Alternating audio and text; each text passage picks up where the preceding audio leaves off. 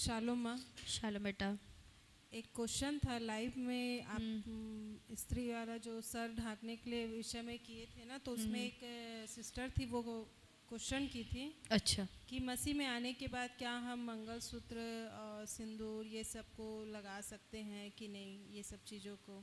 अच्छा, तो डेफिनेटली लगा सकते हैं, कोई प्रॉब्लम नहीं, लगाओ। मेन क्या है ना, वो मंगलसूत्र और उसका सिंदूर सिंबल है उसके विवाह का। जैसे मेरा सिंबल है ये रिंग। आज मेरा हस्बैंड, अगर मैं ये रिंग निकाल के रख दूंगी ना 2 दिन में, तो मेरे हस्बैंड पूछेंगे तेरा रिंग कहाँ है रे। लोग, अगर तुम अभी पार्टी में गए हो तो सबसे पहले क्या देखते हैं, वो शादीशुदा है कि नहीं। कुंवारी लड़कियां, हाँ मेरे खुद के बच्चे लोग करते हैं, मैं सही बता रही हूँ। नहीं मामा वो शादीशुदा है, वो रिंग पहना है। क्यों? क्योंकि वो आइडेंटिफिकेशन है मेरे शादीशुदा होने का। वैसे ही एक स्त्री का, उस जो लेडी ने पूछा, उसका आइडेंटिफिकेशन है। शादी के पहले लगा के घूमेगी तो चलेगा क्या उसको? नहीं चलेगा ना। तो वो जब वो सिंदूर भर रहा है और वो मंगलसूत्र पहना रहा है, तो वो उसके विवाह का पहचान है। आप उसके विवाह के पहचान को हटाने के लिए नहीं बोल सकते। अगर उसके घर में उसके कारण विवाद या विरोध या उसको परमेश्वर के करीब आने से रोक रहा है, तो आप लगा सकते हो। अगर आपको प्रॉब्लम नहीं है तो आराम से आप लगा सकते हो, कोई इशू नहीं। परमेश्वर मन को जांचने वाला परमेश्वर है। इसमें भी लोग बोलेंगे कि ये कैसा बोलती है।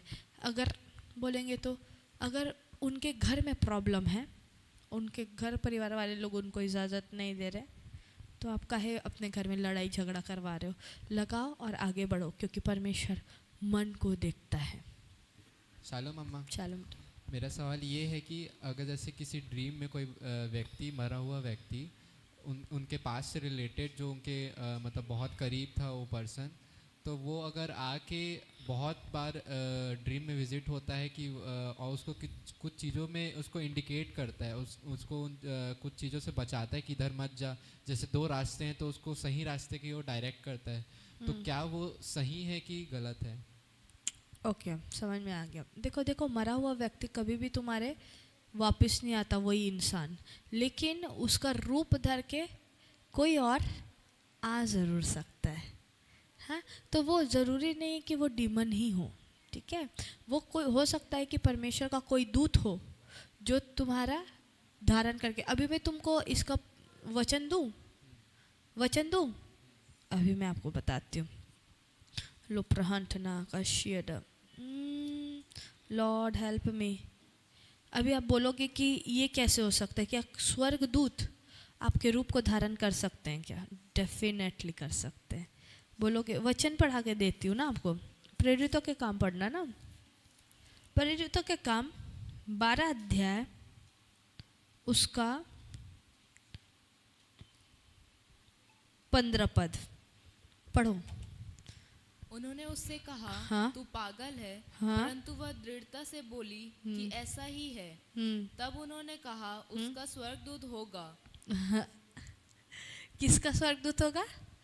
समझो, एक लड़की बोल रही है कि पतरस खड़ा है, तो ये लोग क्या बोल रहे हैं? ए पागल है तू, उसका स्वर्गदूत होगा। मतलब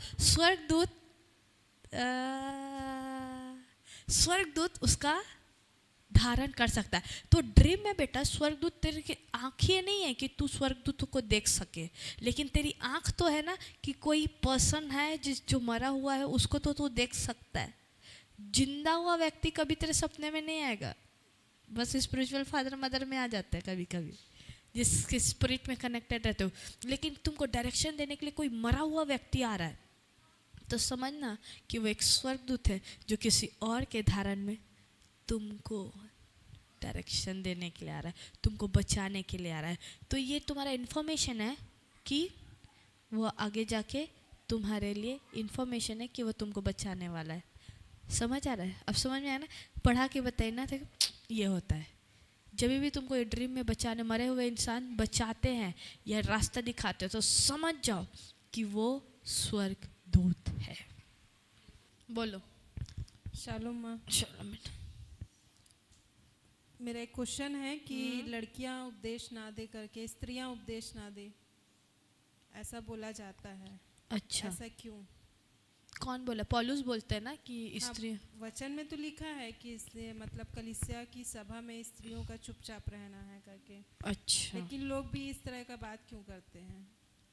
ओके। पौलुस की बात को लेकर लोग ऐसे बोलते हैं, लेकिन पौलुस ही अगर एक सेविका को नमस्कार बोलता है तो कैसे करोगे? पौलुस से पर्टिकुलर ऐसा नहीं बोलते ना, इसलिए मैं बोलती हूँ कि पौलुस को बहुत ना वाद विवाद में बोला गया है, लेकिन स्त्रियों को प्रीच करने का आज़ादी है। अच्छा, निकालो रोमियो की पुस्तक 16 अध्याय उसका एक पद पढ़ना। रूपक मैं तुमसे फीबे के लिए जो हमारी बहन हाँ। और किंक्रिया की कलीसिया की सेविका है, बस, किसकी कलीसिया की? किंक्रिया कलीसिया की क्या है? कलीसिया की सेविका है, सेविका है। हाँ विनती करता हूँ हाँ हाँ। जैसे कि पवित्र लोगों को चाहिए उसे प्रभु में ग्रहण करो, हाँ और जिस किसी बात में उसको तुम्हारी आवश्यकता हो हाँ उसकी सहायता करो, हाँ। क्योंकि वह भी बहुतों की हाँ। वरन मेरी भी उपकार करने वाली रही है। वाह, यही पौलुस वहाँ बोल रहा है, पर अलग चीज़ों पे बोल रहा है।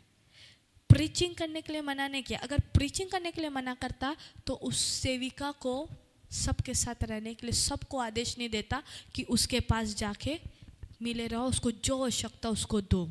तो मतलब आप पौलुस के टीचिंग को गलत कर रहे हो। और उसके आगे जितना भी पढ़ोगे ना, वो सब स्त्रियों के बारे में देखा है कि ये सेविका, ये है, ये जो परमेश्वर के साथ चलती हैं, बहुत सारे।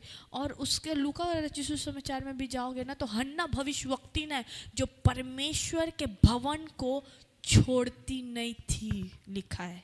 तो मतलब ऐसे लोग हैं जो परमेश्वर के भवन में पाए जाते हैं।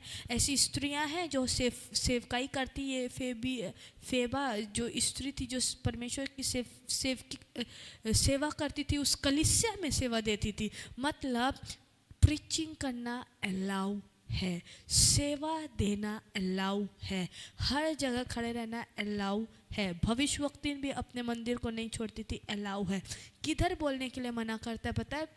जब बहुत सारे लोग होते हैं ना, और जब पुरुष बोलते रहते हैं, उस बीच में स्त्रियां जब बोलने लगती थी ना, तब उसको बोला जाता था कि तुम अभी कुछ मत बोलो, तुम बोलोगी तो बात, समझ रहे? अभी भी होता है।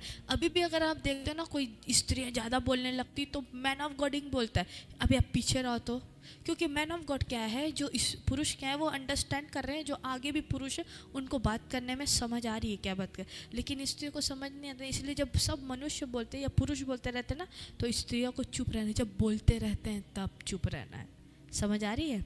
लेकिन सेवकाई करने के लिए किसी को भी नहीं। वो सामरी स्त्री थी जो हर जगह बता कि प्रभु ये वही मसीहा है, वो ही यीशु की कब्र में सबसे पहले मरियम मगदलिनी आई जो बताई कि यीशु जी उठा है। तो जब उसको प्रचार करने का हक है तो मेरे को क्यों नहीं? डेफिनेटली हम लोग को करने का हक है। उसको प्रॉब्लम है, लोग एक्सेप्ट नहीं करते, पर मेरा परमेश्वर एक्सेप्ट करता है। ग्रेस, चलो बेटा। जैसे कि आपने अभी प्रीच किया याजक के ड्रेस के बारे में, हाँ। तो मेरा ये सवाल है कि मतलब बहुत से चर्चेस में ऐसा कहा जाता है कि आपको सोना नहीं पहनना है, लिपस्टिक नहीं लगाना है, एकदम सिंपल होके आना है। तो मेरा ये सवाल है कि ऐसा क्यों? लोगों का देखो, सबका अपना मेंटेलिटी है। तो सोना नहीं पहनना, ये तो मैं भी आपको बता दी कि याजक का वस्त्र है, याजक के वस्त्र में सोना ग्लोरियसनेस को दिखाता है, एक प्रॉस्पेरिटी को दिखाता है। अगर आप सोना पहनते हो तो वो आपके प्रॉस्पेरिटी को दिखाता है कि आप कितने प्रॉस्पर हो, समझ आ रही है? और दूसरा, स्त्रियों को नहीं पहनना है ऐसे करके बहुत सारे लोग बोलते हैं। वो बोल रहे हो क्या? अच्छा, स्त्री वचन में लिखा है कि ये सब नहीं पहनना है, ये सब अभिलाषा है, ये सब बोल रहे हो? ओके, ऐसा नहीं है, ठीक है, ये ऐसा नहीं है। वो अभिलाषा है, वो बता रहा है किसी चीज़ों को, लेकिन वो मेरे को लालच नहीं करना है वो सब चीज़ों के लिए, ठीक है। साधारण रहने के विषय में बात कर रहा है कि तुम साधारण रहो। लेकिन परमेश्वर, अगर आप यिर्मयाह की पुस्तक 16 अध्याय पढ़ोगे ना, उसका 8 पद में से पढ़ोगे ना, तो अगर परमेश्वर आपको तैयार कर रहा है तो वो कैसे तैयार कर रहा है। जब आप बोलते हो कि मैं परमेश्वर की बेटी हूँ, तो आपको कैसे तैयार होना चाहिए, समझो। यिजकेल की पुस्तक 16 अध्याय 8 पद में, मैंने फिर तेरे पास से होकर जाते हुए तुझे देखा, हाँ और अब तू पूरी स्त्री हो गई थी, हाँ इसलिए मैंने तुझे अपना वस्त्र ओढ़ाकर हाँ। तेरा तन ढांक दिया, हाँ और सौगंध खाकर तुझसे वाचा बांधी, हाँ और तू मेरी हो गई। हाँ। प्रभु की यही वाणी है। तब मैंने तुझे जल से नहलाकर हाँ तुझ पर से लहू धो दिया, हाँ और तेरी देह पर तेल मला। फिर मैंने तुझे बूटेदार वस्त्र और सुइसों के चमड़े की जूतियां पहनाई, हाँ और तेरी कमर में सूक्ष्म सन बांधा, हाँ और तुझे रेशमी कपड़ा ओढ़ाया। हाँ।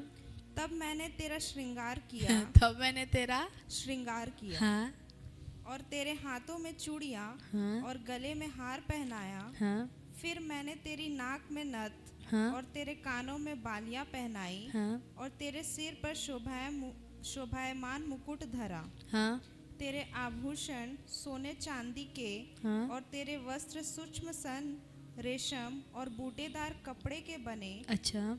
फिर तेरा भोजन मैदा, मधु और तेल हुआ, हाँ और तू अत्यंत सुंदर हाँ। वरन रानी होने के योग्य हो गई। बस, रानी होने के योग्य होगी। मतलब ये जो आभूषण पहना रहा है वो कौन है पता है? परमेश्वर। किसको पहना रहा है पता है? इज़राइल को।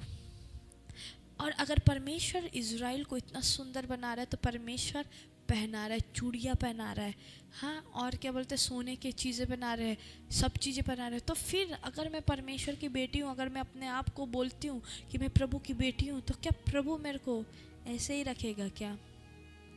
लोग बोलते हैं कि तुम स्वर्ग में जाओगे तो पहनोगे, तो तुम पृथ्वी में नहीं पहने तो स्वर्ग में क्या पहनने का आदत होगा तेरे को?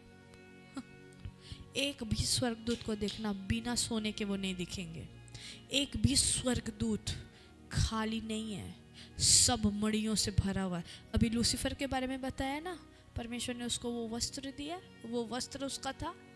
वैसे जिब्राइल का भी है, वैसे मिकाइल का भी है, वैसे रफाइल का भी है, बहुत सारे एंजल्स का। वैसे तो परमेश्वर का सब सिंहासन सोने का है, सब चीज़ें सोने की। तो अगर मैं उसको धारण कर रही हूँ और मेरे मन में खराबी नहीं, मेरे मन में लालच नहीं, मेरे मन में घमंड नहीं है, मैं किसी को दिखाने के लिए नहीं कर रही हूँ, तो मेरे को पहनने से, मैं पहन के भी उसको ब्लेसेड रहूँगी। क्यों? Because I am a princess. अगर तुम रानी समझते हो अपने आप को तो रानी जैसे ड्रेसअप करोगे, अगर तुम रानी नहीं समझते तो तुम रानी के जैसे ड्रेसअप नहीं करोगे। ओके, यही है। और मैंने आपको बाइबल से बताया कि परमेश्वर अगर पहनाता है तो कितना सुंदर पहनाता है, समझ रहे हो? तो वैसा है बेटा। लोग क्या बोलते हैं, आपको कैसे लगता है आप वैसे करो, आपको जैसे आगे बढ़ना वैसे करो, पर परमेश्वर के साथ बने रहो, परमेश्वर से प्रेम करते रहो, परमेश्वर के संगति में रहो, परमेश्वर को जो अच्छा लगता है वो करो। परमेश्वर कभी भी रोका टोका किसी चीज़ में नहीं है, इसलिए आगे बढ़ो, ठीक है।